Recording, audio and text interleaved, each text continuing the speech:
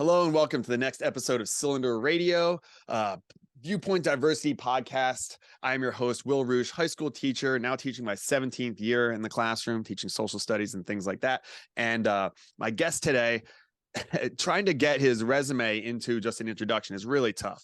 So I had to take notes on this. So Ian Rowe is a resident fellow at the American Enterprise Institute, where he focuses on upward mobility, education, family formation, and adoption. He's co-founder of Vertex Partnership Academies, which we're going to talk about, a new network of character-based international baccalaureate high schools opening in the Bronx in 2022. He's the chairman of the board of the Spence Chapin, one of the nation's premier adoption agencies. I want to talk about that as well. He's a writer for 1776 Unites. He's written for a bunch of newspapers and magazines. He's a graduate of Harvard Business School, and he has a new book out called Agency, the 4-point plan for all children to overcome the victimhood narrative and discover their pathway to power. Ian Rowe, it's so good to see you. We worked on some things in the past, and I was just like, I got to get this guy on the podcast because that's when I met you and became familiar with your work. It's like you've been under the radar to some degree for some reason. I don't know. And then when I learned about everything that you've done, it's really incredible. So I really appreciate you being here, and I get to pick your brain on educational stuff. Thank you. Well, I'm so excited to join you, Will. Man, listening to that intro, man, I'm exhausted. Like, who is that person? Well, you've done a lot. Well, it's like one of these overnight superstars that's been, toiling for decades and decades, and suddenly their work is discovered. Yeah, it's only the overnight superstar to everyone else, but look, we have been doing the work for a long time, as people like to say, just doing the work.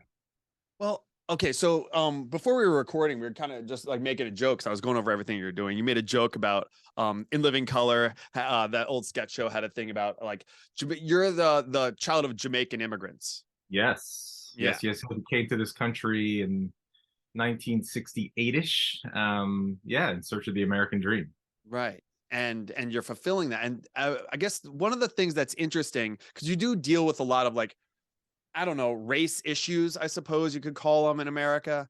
And one of the things that a pattern that I've noticed is, because I married an immigrant, she's from the Philippines, and there is that immigrant mentality. There is something to the people who come here in search of the American dream, who really just like, they're the type of people who will take massive risks and start at the bottom and grind and grind and grind, that is so aligned with like kind of the American ideal. And you can look at things like how Black immigrants do, even in comparison to like their white counterparts, seem to be like Nigerian immigrants and stuff we discussed, like they're outperforming white people, which kind of throws a wrench into the whole idea that it's just based on race. But what do you attribute that to? Because I would say that certain groups like whatever, I guess you could call it like what, ADOS, like African descendants of slavery, or like Native American Indian cultures, like they didn't come here voluntarily. So I wonder if like their lineage then is not the type of people who would stay on a raft to go through crazy things. Like, does that pass on? What do you think that is, that there is such a difference in people coming from the West Indies or something like that compared to people who were here generationally through like slavery and stuff? Yeah, no, it's I love this is a great first question.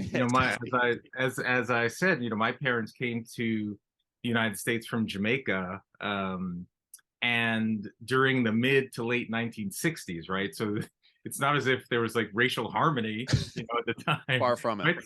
Right, far from it. There was a lot of violence, riots, racial strife. But my parents knew that the country was changing. Like they were coming to the United States. They weren't running away from Jamaica. It's not like they were being persecuted and but they were coming here for opportunity, even amidst the strife. But the Civil Rights Act had passed, the Voting Rights Act had passed, and so they thought this was the land of opportunity. Mm-hmm. Now, it is always interesting. As I was growing up here in the States, my dad always used to say that when he was in Jamaica, he was a man. He was a man. It wasn't until he came to the United States that people kept telling him, no, you're a black man. You're a black man. Yeah. And for these people that he was hearing this from, that had meaning. Like, you can't just be a man. You're a black man in this country. And so therefore that means the noose is tightened around you a little bit, and what you should think you have the capacity to achieve. And I'll always remember my dad saying, like, that is nonsense. I'm a man here too. But it just helped to show that there is something that exists here in this country that over time, in my view, it erodes or can erode the confidence of a person simply to believe in themselves, depending on their own skin color. And unless you have some of the forces that we're going to talk about in my book, Agency, it can eat you alive in terms of your sense of possibility. I mean, you mentioned that I went to Harvard Business School, and I'm an alumnus of Harvard. And a couple years ago, Harvard Business School invited Nicole Hannah-Jones, who is the lead author of the New York Times 1619 Project, and someone, who espouses ideologies that I disagree with. But the 1619 Project, for your viewers, probably many of them know them, but the New York Times, basically, the U.S., the founding of the country was not 1776, but it said the year 1619. The country was founded as a slaveocracy, not a democracy. The country has anti-Black racism in the very DNA of the country. I mean, some pretty powerful messages. So Harvard Business School invited Nicole Hannah-Jones to be a speaker, and I couldn't make it at the time. And so I wrote to the organizer, who happened to be a second-year Black student at Harvard Business School, and I wrote to her saying, I can't make it, but I'd love to posit a question, because you should know that there are Black alumni like me that don't agree with what Nicole Hannah-Jones has been saying, and I think I'd really like to ask you a question. The person then wrote back to me. She's Black. She wrote back to me, well, where are you from? And it was kind of a strange question. I said, well, I've lived in New York for most of my life, but my parents are of Jamaican heritage. And she wrote back immediately this long thing. That's the problem. See, I'm from Louisiana. You've never experienced what I experienced. And it was just really like, whoa. And what I was planning to say there, and I didn't do it, but what I was attempted to say was like, okay, so you're saying there's a scenario where I'm walking down the street, la-di-da-di-da, and there's the white supremacist on the corner who's ready to oppress me, right? He's ready to come and like wreck my life. And then, and there's a Black guy in front of me that's from the United States, and so he's oppressed. But then I come along, and the white supremacist says, oh, wait, you have a Jamaican background. No, you're good, right? I mean, it's kind of a silly thing. But the point is, somehow race, for some people, has taken on this phenomena that it's intractable. You can't break out of it.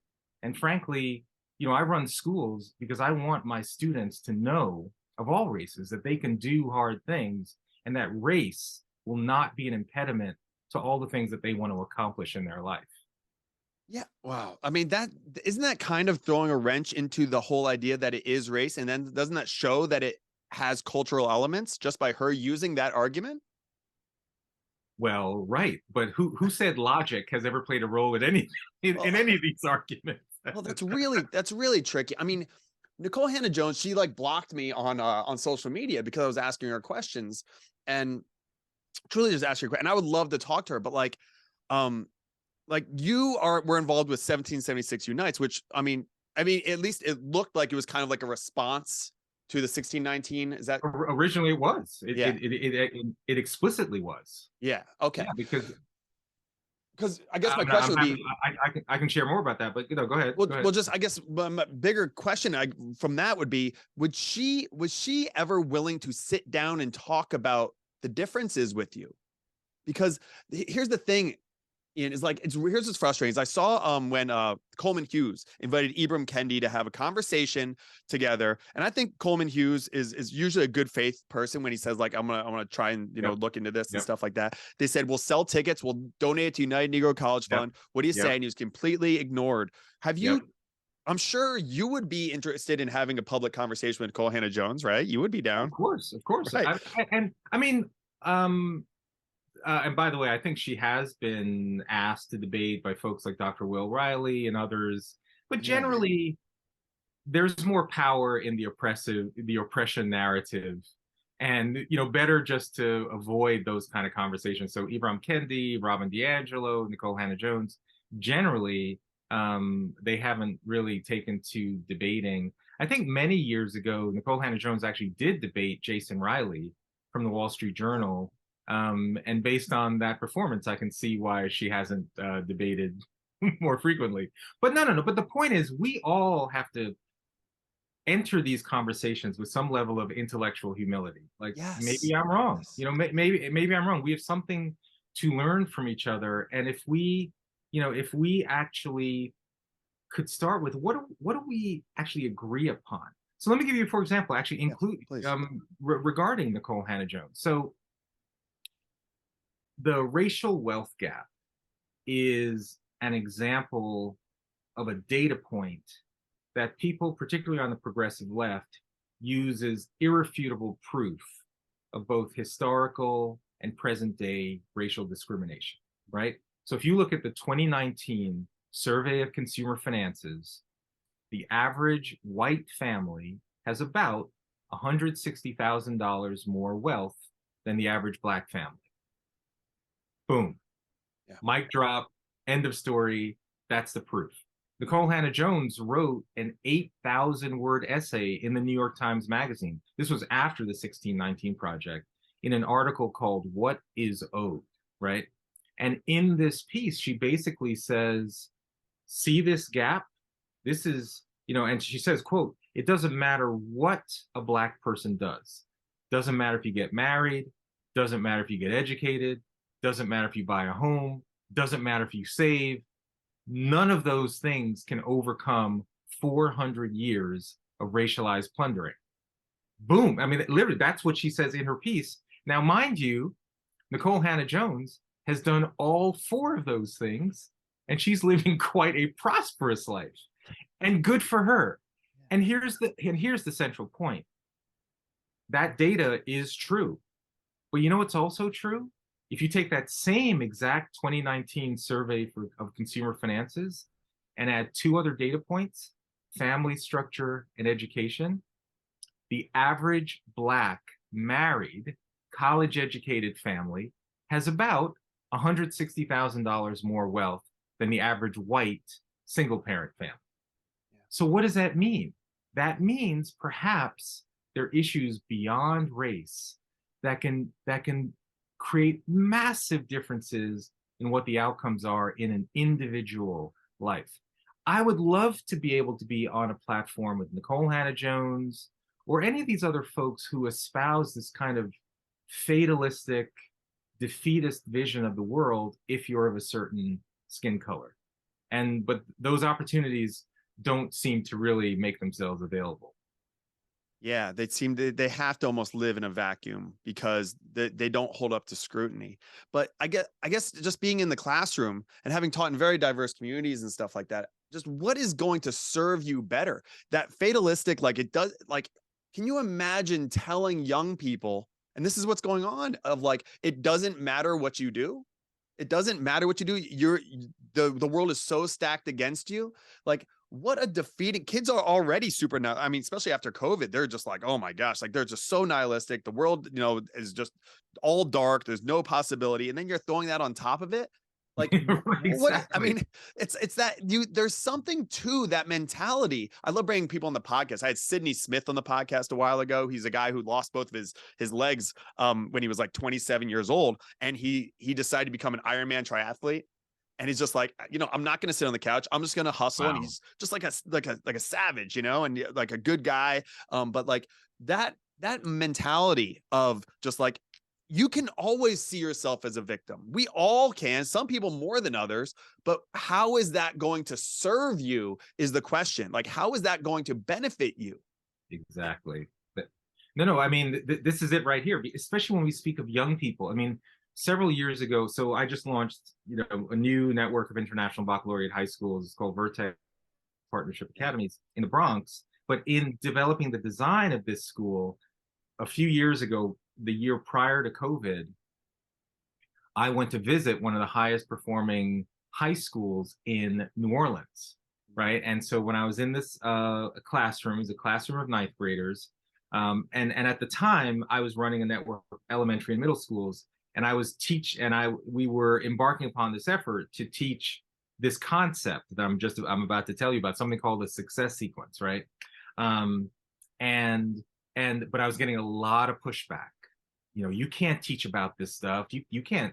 And so I proceeded to ask this question of this class of ninth graders in New Orleans, and I said, if you knew that there were a series of decisions in your control, that when people just like you followed them, 97% of the time they avoided poverty, and the vast majority entered the middle class.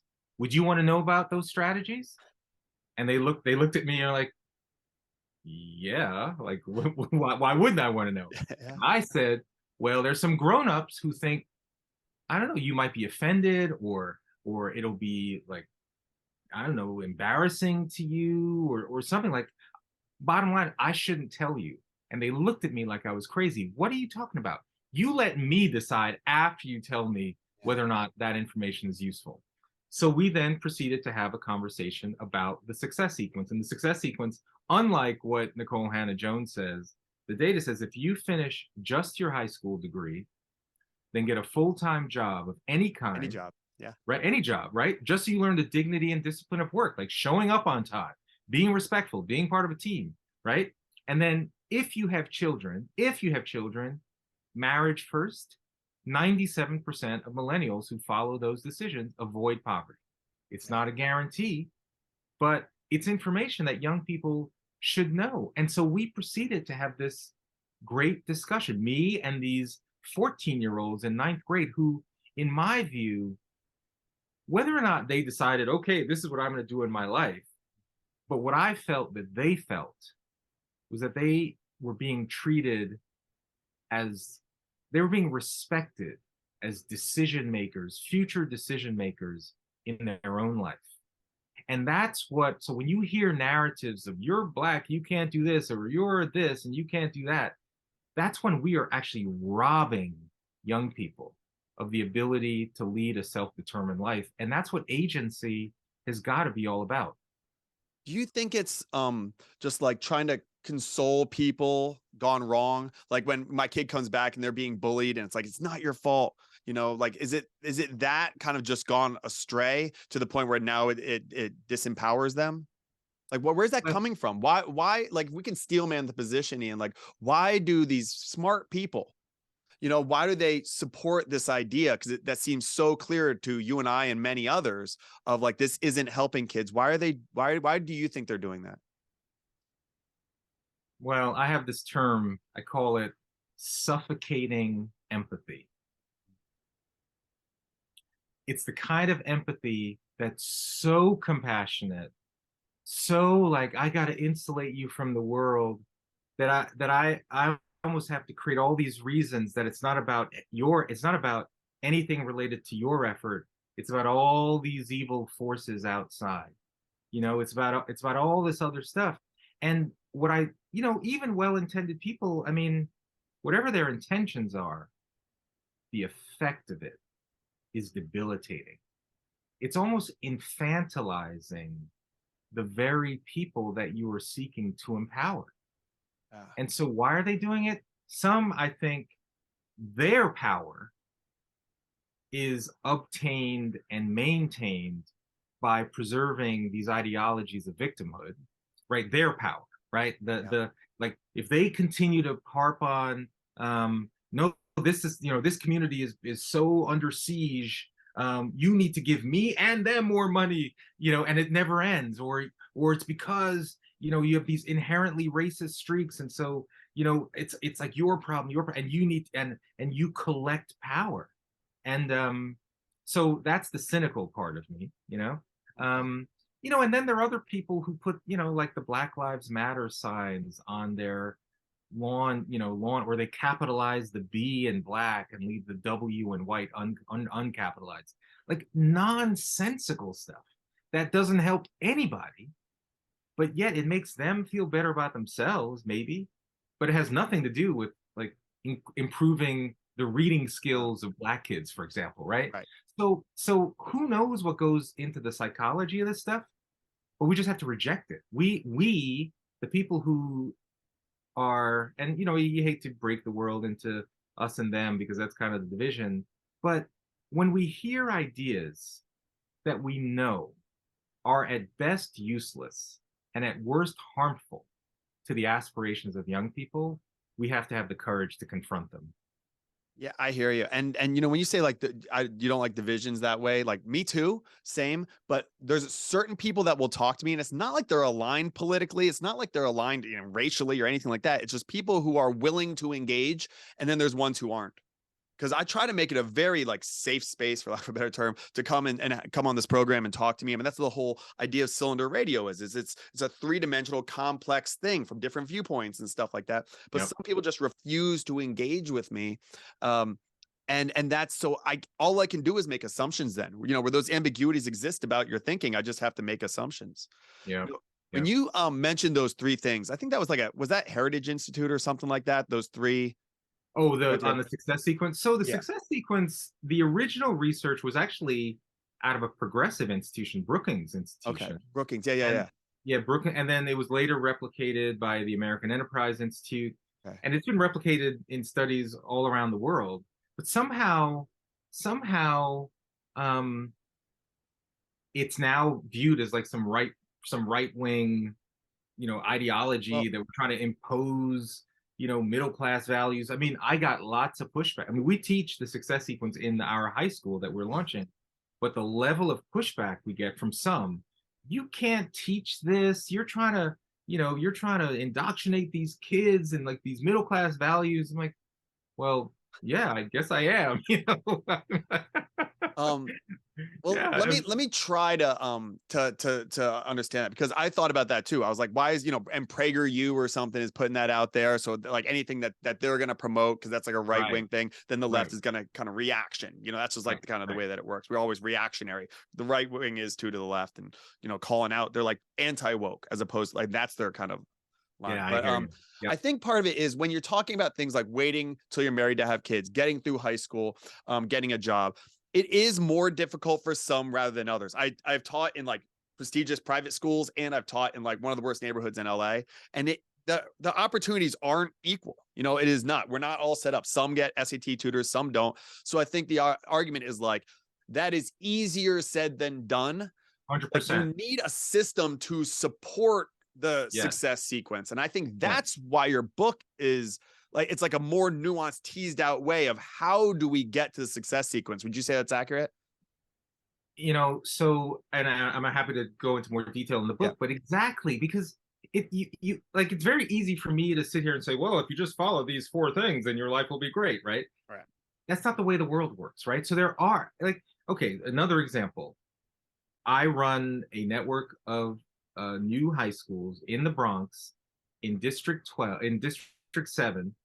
I'm sorry, like my number, in District 12, in the Bronx, where of the students that started 9th grade in the year 2015, 4 years later, only 7% graduated from high school ready for college. Meaning that they started 9th grade and somewhere along the way they dropped out, or they actually did earn their high school diploma 4 years later, but still couldn't do math nor reading without remediation if they did go to high school, right? So which is worse, like you drop out or you do what you're supposed to do and you still can't compete, right? So, and yet, so the state of the schools is pretty bad, right? And yet in this district, there is a cap on charter schools, right? So there's a legislative barrier. So if you actually had an idea to launch a great new high school, like when I was running my middle schools, we had nearly 5,000 families on the wait list, low income Black and Hispanic families, that all they wanted was a shot at the American dream for their kids. In this district, you can't do it because you can't launch and so that is an example of a real systemic barrier that makes it much harder for a 7-year-old. Like a 7-year-old kid can't solve that problem, right? So that's a real example of, how can I follow the success sequence if graduating from high school doesn't even make me able to compete on equal footing. So we have to be able to acknowledge that. And so I'm trying to occupy this space in the middle, in the crosshairs between these crazy ideologues on the left, the crazy ideologues on the right. And, I'll talk about the blame the system and the blame the victim sort of poles, where maybe there's some truth in both. Yeah, And if we acknowledge that, then maybe we can have a more nuanced conversation for how we get ourselves out of this dilemma. Yeah. Yeah, I think so. I think there is a reality to that. Like, I mean, even with like the 1619, like if you want to look at the horrible things, one of the things that we discussed when we were writing curriculum for FAIR is like Foundation Against Intolerance and Racism is like we call it American history warts and all. So it's like the negatives and the positives. Like it's a little bit of everything. So it's just one side seems to focus on one side, and then the other one it's all the warts, all the bad things, and the other one's all the good things, and neither one is true. So unfortunately, these sides need to work together more, but they seem really dug in their heels in. On that point, by the way, so you mentioned I'm a writer for the 1776 Unites campaign. We developed a curriculum which tried to take this approach of American history, particularly Black American history, warts and all, where we have a unit on the Tulsa Massacre, right? And last year was the 100th anniversary.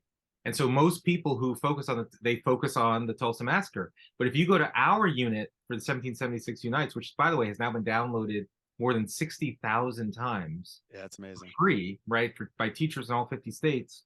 We have all these units. But in the Tulsa Massacre, the first part of the unit talks about this incredible Black wealth, Black Wall Street. Like, how could Black people under these incredible, like Jim Crow segregation law, like when racism was enshrined into law, this wealth was built, right? So we need to understand that.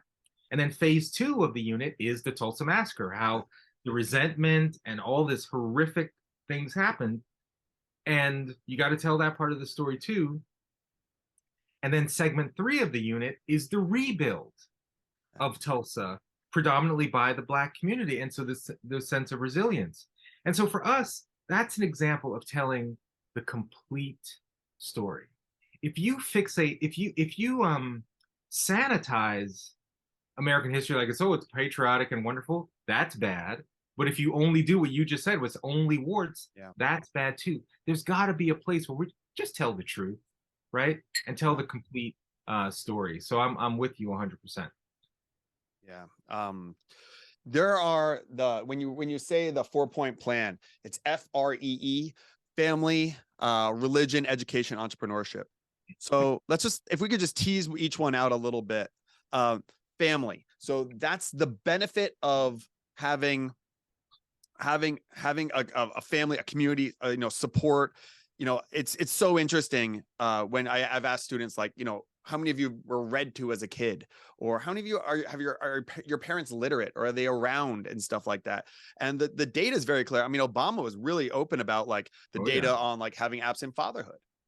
And I just want to say before I want to hear your thoughts on this, but like one of the things when people say like that, I hear like right-wing people say that all the time too, is like, well, where are all the dads? It's like, well, some of them are in jail for, low level, possession of like cannabis that was started by the Republicans in this hardcore way of cracking down in the hood on small time pot dealers. So the dads are locked up in jail cells. That's where some of them are, you know what I mean? Like, so it's not as simple as they're just, whatever, like irresponsible. And there's you're bringing nuance. You're bringing nuance and data and reality. No, we can't have any of that. Right. So what is the idea of like when you say family? Like how is that a building block to overcome victimhood narrative, discover a pathway to power, like for just success? What do you specifically mean about the importance of family? So let me do just a very quick back up, and then I'll bring to why F and family is the first pillar that I think is so important. So, I run schools because I want our students to know that they can do hard things, right? But unfortunately, we're kind of trapped into these narratives of blame the system, blame the victim, which I'll describe, which are basically trying to convince young people of all the things that they can't do hard things, right? And one ideology that I call blame the system is kind of what a lot of what we were talking about, that's a view of America. Like, if you're not successful, it's because America is this inherently oppressive nation, right? That there's a white supremacist lurking on every corner. Like, capitalism itself is evil. That if you're of a certain skin color, if you're of a certain gender, if you're in a certain economic class, you're either oppressed or you're an oppressor. And these systems are so rigged, so discriminatory, so powerful that you are powerless to overcome them. And that's why you need reparations or other big government intervention to solve your problem. So that's kind of the blame the system narrative, right? And then, but on the other side, there's blame the victim, right? Which is that in that narrative, if you're not successful, it's not that America is the problem, you're the problem. Like, America is the land of opportunity, streets are paved with gold, you didn't pull yourself up by your own bootstraps, you didn't take advantage of all the opportunities that are there. And of course, but the problem with that narrative, if you're that 7-year-old kid growing up in District 12, where only 7% of the kids are growing up, ready for college, and there's a cap on charter schools, you can't solve that problem, right? So we have to acknowledge that blame the victim and blame the system are these two narratives that add up to a singular lie, right? And we're robbing our young people of the idea that they can lead a self-determined life. And so I have now been working with every kind of kid for the last 25, 30 years. Rich kids, poor kids, black kids, white kids, Asian kids, kids living in foster care, homeless kids.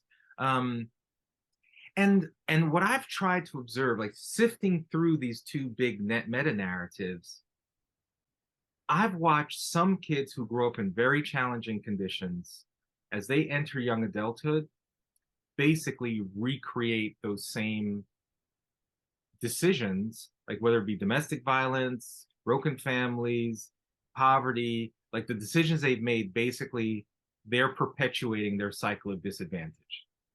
But there are other kids I've seen who are in the same kind of conditions, right? And yet the decisions they make put them on a different trajectory. They break their cycle of the disadvantage, right? And so the question is, why? What makes the difference? And for me, what I have observed for kids who've broken that cycle of disadvantage, the common element in my experience, in my observation, is that they've had a sense of personal agency. There's this belief that they have a role to play in shaping their own destiny. But it didn't just come from nowhere, right? It wasn't like they were just like some Horatio Alger and they just, I'm a single person, I can leap any bound. It came from somewhere. So think of agency. I define agency as the force of your free will guided by moral discernment. The force of your free will guided by moral discernment. So think of agency like a vector or velocity, right? Because we all have free will, but how do you exercise it? Yeah. So velocity is not just speed, it's speed and direction. So where do you get the knowledge, the wisdom to know how to wield your free will? And that's where my free framework kicks in. Because there are 4 pillars that I've observed, the people who've been successful, who've changed their cycle: family, religion, education, entrepreneurship. So now let's talk about family. The thing that I've observed about kids who have changed their trajectory, yes, they may have come from the family that they're from, regardless of whether it was dysfunctional, broken, violence, whatever. The way they thought about the family they formed was very different, right? So it's not about the family that you're from, it's how you think about the family that you form. So that's why teaching things like the success sequence can be so powerful, because if I live in a neighborhood in Pelham where most of the families are married, 2-parent households. So you probably don't need to teach the success sequence in neighborhoods like mine, because it's sort of like, this is what all the kids are getting organically every day. But where we run our schools, the non-marital birth rate is 84%. 84%, right? So kids are not seeing a model that that they can emulate in a way with any likelihood of success. So the first F in family, it's so fundamental. So the reason why education, work, marriage, and children are so important, we want young people to understand the most consequential decision that a human being can make is the decision to bring another human being into the world. Okay? And so that first F in family is helping young people understand it's not about the family that you're from. And it's hard because sometimes the family that you're from can constrain the way you view the world. But if we can let young people know that you have in your power the ability to make varied decisions about how you form your own family, then you can break your cycle of disadvantage. You can create the intergenerational transfer of advantage versus disadvantage. So that has usually been the difference, the first of the four, as young people make their passage into young adulthood. The way that they think about forming their own family is dramatically different from anything that they may have experienced themselves. And I'm happy to talk about the other three pillars. Oh, that's interesting though. I was just listening to a lecture, Jordan Peterson, he was talking about this writing program that I actually put my students through, where they just envision certain parts of their life, like think about your future down the road, and then you can guide your decisions based on, are they getting you closer to that or away from it? And he said this, and I agree that, like, you know, it's shocking how few kids actually think about that. Like, where do I want to be as a 30-year-old or a 40-year-old? You know, like they don't think that far ahead. You know, they're kind of like short-term thinkers. But that's a really cool way to think about family is, you know, because again, like, there are people who come from abusive households and they continue that cycle, and there's people who come from abusive households and they break that cycle because of the abuse. So it's really hard to say, like, what's a good parent if the goal is to raise good kids. Like I know some wonderful people that came from like literal hell, and then I know wonderful you know, terrible people that were raised with loving families. Exactly. So it's like, right. There's no guarantee. There's no guarantee. Well, what's interesting about what you're saying, like kids who were raised in abusive situations, you know, and yet some thrive as adults. The question is, what makes a difference? And in social science, there's tons of research on the abused kids, the poverty, the communities are entrenched. But how often do you see the research and studies on what are the key factors that allow people to change? To flourish, and that's so important. To make different sets of decisions, right? Yeah. Yes. Yeah. The second one is religion. I've had my own, like, kind of like in real time on social media and by podcasts, like finding my own faith at 40 years old. I was actually like water baptized this past August. Like it was quite a journey. Like I kind of sought out to prove it wrong. So I read a lot of atheist books and watched that, and it just didn't, and it didn't work. It didn't take. So I kind of went the other direction. Okay, but I really tried, and it's just like, now I'm just like totally over the other side. But I do see the value of this, and I think that if we're gonna talk about doing the right thing, it's like, based on what? Where are you getting your morals from? You need some sort of guide, some sort of map of what is the right thing to do and what is the wrong thing to do. And I think a lot of people just don't have that map, not just like, even just like I said, like for where their life is headed, but like what is right and what is wrong. You can go do philosophy or whatever it is, but you need some sort of guidebook. And I think that's why religion is so important, to some way to give you some sort of framework, because the world is complicated. This place, this world that we're in, this reality is really complex, and you need some sort of anchor. What was the importance of putting religion in there for you?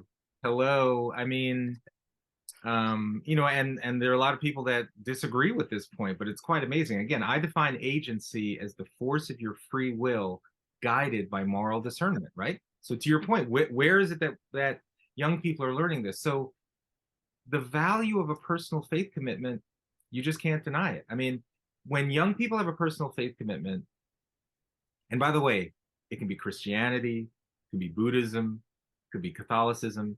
It's a moral code undergirded in some kind of religious faith. And if you want to look at it from a scientific perspective, there are kids who don't have a personal faith commitment, the high levels of depression, loneliness, isolation, alienation, off the charts, especially in this world where we're supposed to be interconnected, and yet social media actually divides us, and kids are feeling more lonely than ever, compared to kids that do have a personal faith commitment, much lower levels of depression, much lower levels of loneliness. And also, you're part of a community of people that you're seeing on some regular basis, that you're part of rituals that are affirming, that are empowering. And by the way, also that set an expectation for how you behave, because you now don't want to fail in the eyes of your peers who've all agreed to live by this moral code together. Yeah. So, and yes, America is experiencing a decline in religiosity, but I had to write about you can't be honest about human flourishing and not talk about faith as a key component. So that's why that second R. And again, of the people I've observed that have made a broken the cycle of disadvantage in their own life, a key component always is that they have had a personal faith commitment in their own life. Yeah. And churches screw up, but people without church screw up. And I think you can look at the statistics about more. Right. Like, part of the reason why, when some of my students ask, like, well, why can't you just use science and logic to guide yourself? And I say, well, here's a thing, is like, how do you clean up the homeless problem in Los Angeles? I mean, really logically is you just get rid of them. I mean, if you just take moral, what is right or wrong, I mean, anyone that's a pull on society, that's essentially the fundamental idea of like Nazism is, let's get rid of everyone who's not a contributor. And the racial superiority element of Nazism, seeing Einstein, for example, as a non-contributor or a weak person is one of the many failures of that. But the idea of like, let's just get rid of the people that are a drag on society, so to speak, that's where that heads, is you need to say that. If you say that's wrong, based on what? Your gut? Because then now we're following your gut, or the person who's in charge's gut instinct. Like, that's not going to do it. So you need something other, because logic is going to lead to some really terrible things. No, by the way, I mean, it's actually logic, and like removing the moral component, just logic, leads to a lot of bad decisions. There are people who believe, oh, well, let's just give poor people, let's just give them more money. Let's just keep printing government money. That'll solve the problem, because if they're poor, then if we give them money, then they're not poor anymore, and problem solved.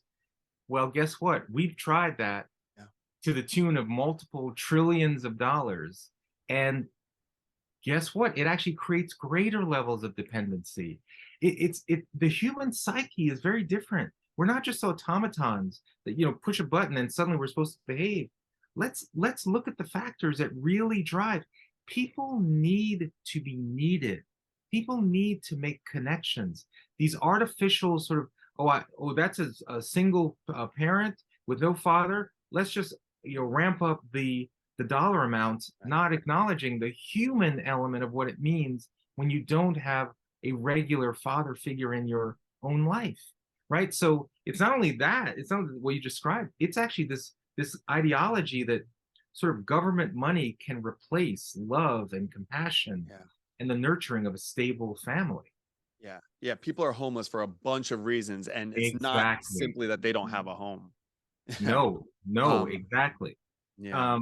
So the third, and I know we need to go through it, but so assuming that it's not about the family that you're from, it's about the family that you form, and then assuming you have a personal faith commitment, the next thing I've observed in people who've broken that cycle of disadvantage is the E in free.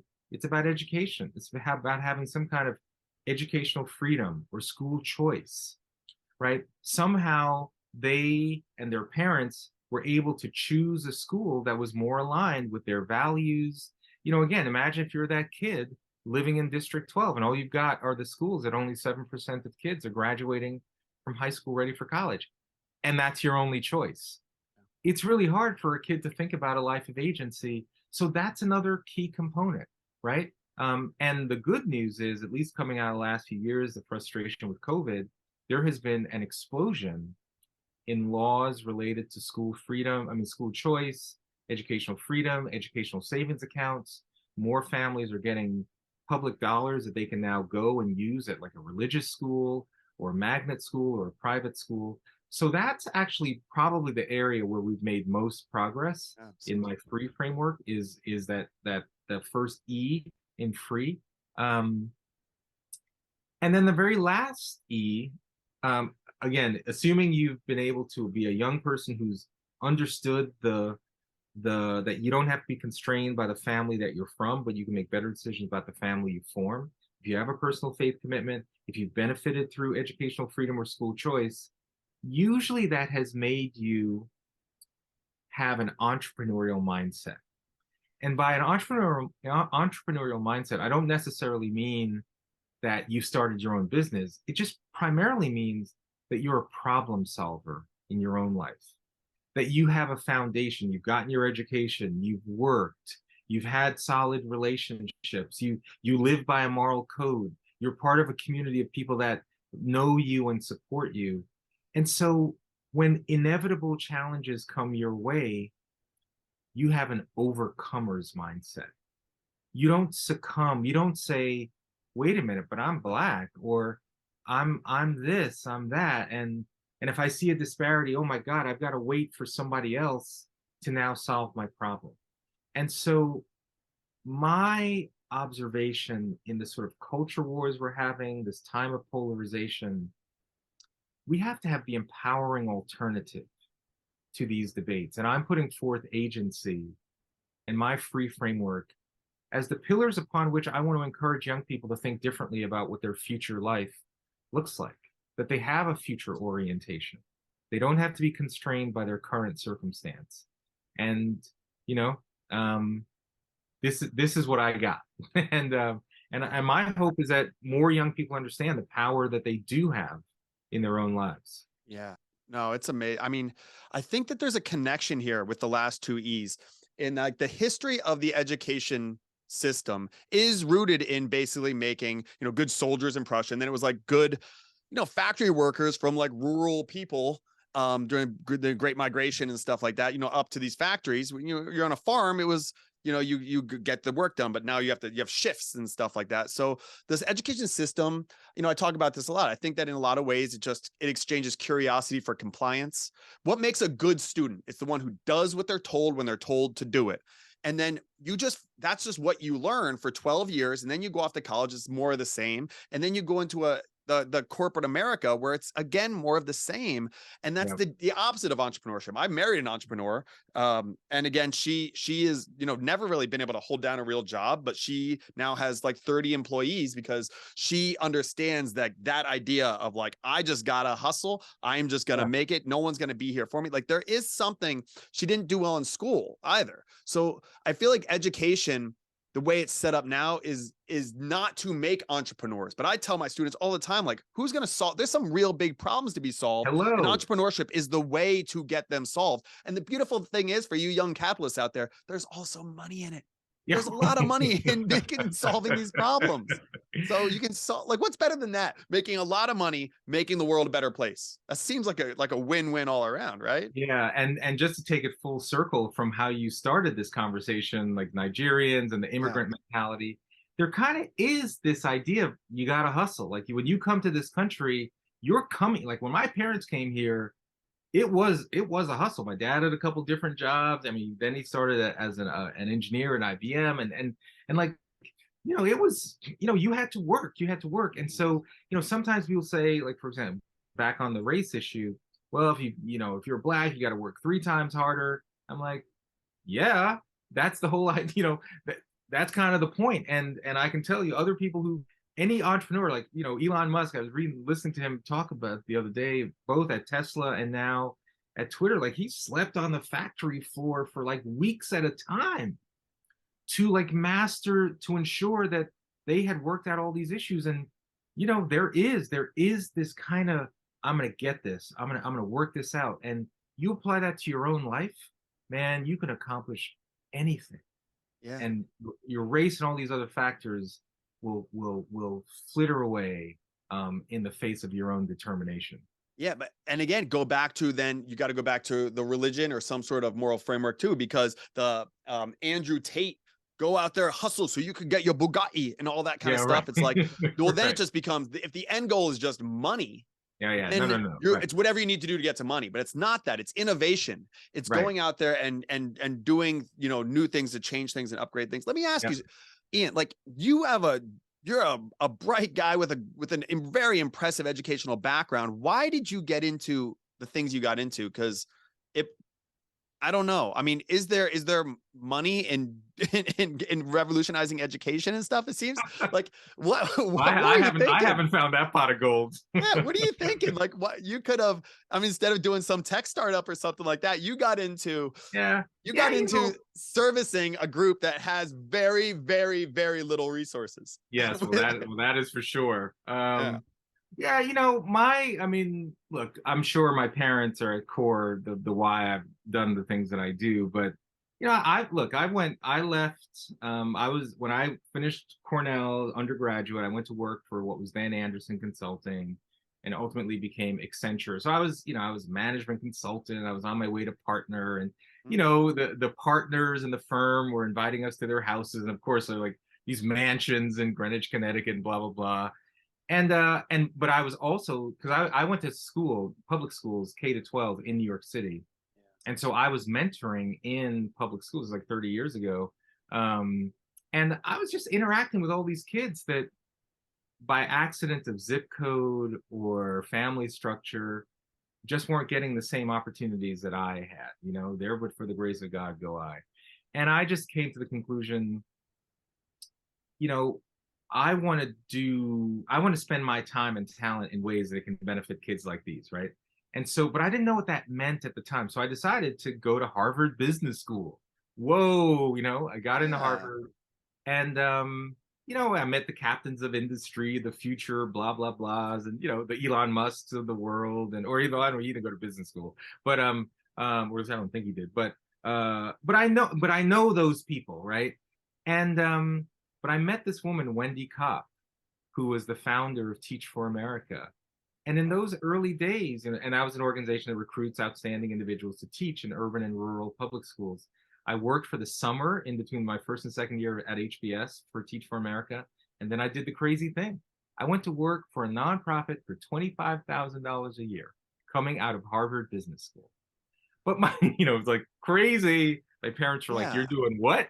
But my Yeah. rationale was, I just went to Harvard Business School. So for some people, that's a straitjacket, right?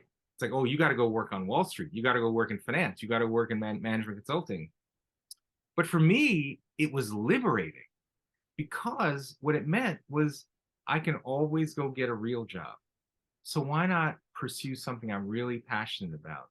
And frankly, my entire career has been always saying, well, what's going to make me really happy and passionate and impactful? And it's worked out. No, no, I'm definitely not not even a multi-millionaire. I'm not even like a single time millionaire. Yeah. But Well, I feel very blessed in my life and decisions I've made. you have a lot of meaning in your life, and I think maybe were you wise enough to see that as a young man, like to say, hey, I'm gonna go for a meaningful life. And it's very seductive. I'm sure when you were in Yeah. those circles, it was very seductive. The Lamborghini, the whatever it is, the nice yacht, the vacation home, that's very seductive. You were able to see past that at a fairly young age. Yeah, I mean, it's definitely seductive. And by the way, I'm in those circles today. Yeah. Yeah. When I'm asking for money, on the yacht or the golf club or the whatever, I'm seeing those things today. But I'm also seeing people who have all those things and yet not have the Yes. core things. They Yeah. don't have all of the elements of free, even in their own lives, right? So it takes a lot of ingredients to find true happiness. And for me, the free framework, by the way, isn't for low income kids living in the hood or in rural America. Oh, It's for humanity and yeah. flourishing. And it's about having a strong family, strong faith commitment, strong education, and then this idea that you can solve problems in an entrepreneurial way in your own life. Yeah. To me, that's the formula for agency and human flourishing for anybody. And if I can bring that to more and more of our common humanity, gosh, I would like to be thought of someone who's led a life well lived. Yeah. Well, you're doing it. I mean, it's incredible. I mean, it's really incredible just to, I could talk to you for many hours. I know you're busy.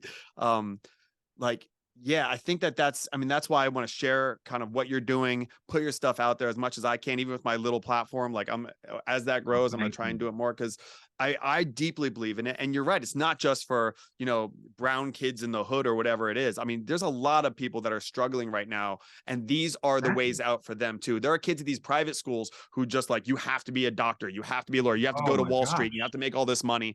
And it's like, no, there's other options for you. There's a lot like kids. I noticed that when I went to private schools, it's like, oh, I thought like, oh, they'll be fine no matter what. It's like, no, the pressure from parents, like I went to Yale, your mother went to Yale, and your older two brothers went to Yale, so you better go to Yale. It's like, oh my I gosh, know. No, there's a that's quiet. tough too. No, there's a crisis. There's this.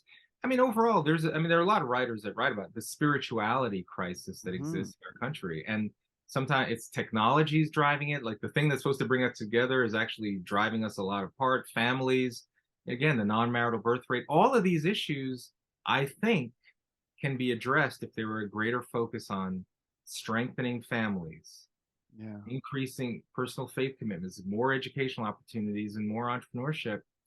That's what I believe. And I'm willing to go to the mat on this because it's a formula for life. And you hate to use the formula because it sounds almost too easy. Um, but these are pillars that our collective lived experience, as that term is often thrown about these days, Yeah. we know a little bit about what typically leads to human flourishing. So let's not rob young people of sharing that with them as they embark upon their journeys of life. Yeah. And I think the ripple effects of the things that you're promoting, I think, are going to be long felt, and you might not see them right away, but they're there. It's funny you said a couple of times like the idea that kids can do hard things. It's literally our family motto. So my 8-year-old, my 5-year-old, every day when I drop them off from school, every day, what's the Roosh family motto? I can do hard things. Like just I instilling that love early it. on. It's I the love best that. because then they're like, this is hard. It's like, well, what's the motto, kids? I love Um, it. And by the way, if you have yeah, them say, I can do hard things, it's even more powerful, right? Because you start to internalize that. And I do need to go soon, but I went to a school, and maybe this is the last point. I went to visit a school a few weeks ago and came in England, in Wembley, in a very poor part of London. It's called the Michaela Community I School. had Catherine Bible sing on my podcast. Oh, She's okay. great. Yeah. So she's incredible. Yeah. And so here's a room of 100+ kids, all in their beautiful uniforms, reciting Invictus, right? By William Ernest Henley. Like this incredible poem Yeah. about all this adversity that he was going through. His body is racked in pain. And then in this room, all these kids are reciting this poem. And the last two lines, I am the master of my fate. I am the captain of my soul. Like, whoa, Oh, there were no victims in that school. yeah. There are only kids who are the architects of their own lives. And that's what I want for every single young person. They don't have to do it alone. There are pillars, family, religion, education, and entrepreneurship, that if they embrace, they can lead the life that they want. And that's what I'm trying to create. Absolutely. Well, you're doing it. And so people can check out your stuff. Agency is the name of the book. I know it's on Amazon and things Yes. like that. You can check out 1776 Unites, Vertex Partnership. Vertex Like, Partnership Academies. I'm yeah, I everywhere. mean, is there like a one-stop shop if people want to just like check out your Well, stuff? actually, if you go to my American Enterprise Institute I've got all my work is Okay. there. If you go to vertexacademies.org, my work is there. Yeah, so you believe me, you can find me. Yeah, If you Google me, I'm out there. So, you know, let's all join the fight together. And absolutely. all right.